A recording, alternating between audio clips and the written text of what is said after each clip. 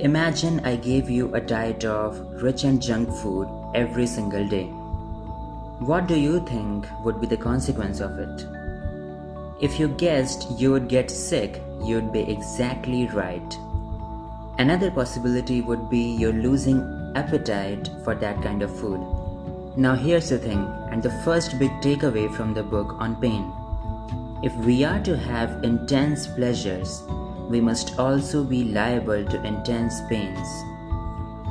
For continuous pleasure is a stimulus that must either pall or be increased, and the increase will either harden the sense buds with its friction or turn into pain.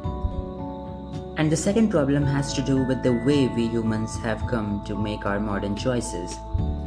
So take music for example, which is made of both music and silence, or at least technically.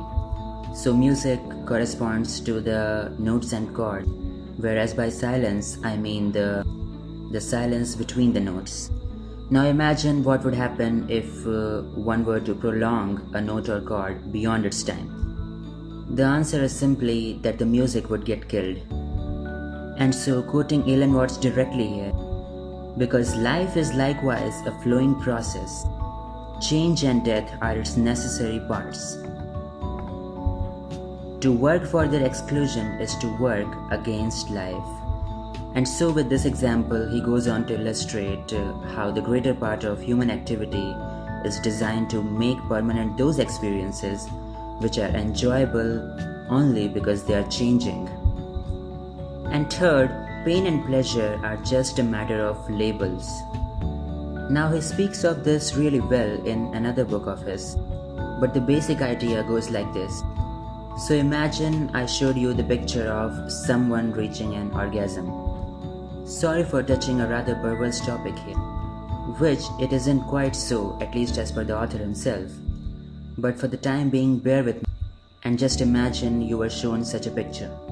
Now here's a very likely outcome.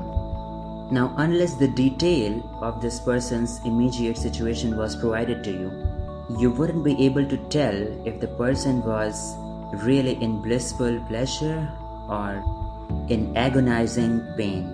Now assuming that this failure of observation was even occasionally true, it does lend credence to the claim Alan Watts is making here.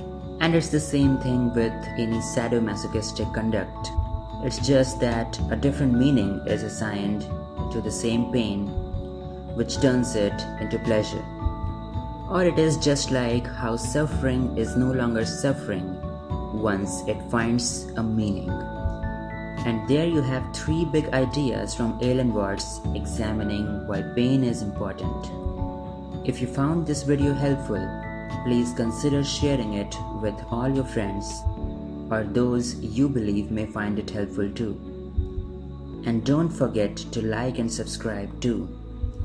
The link for the book is in the description.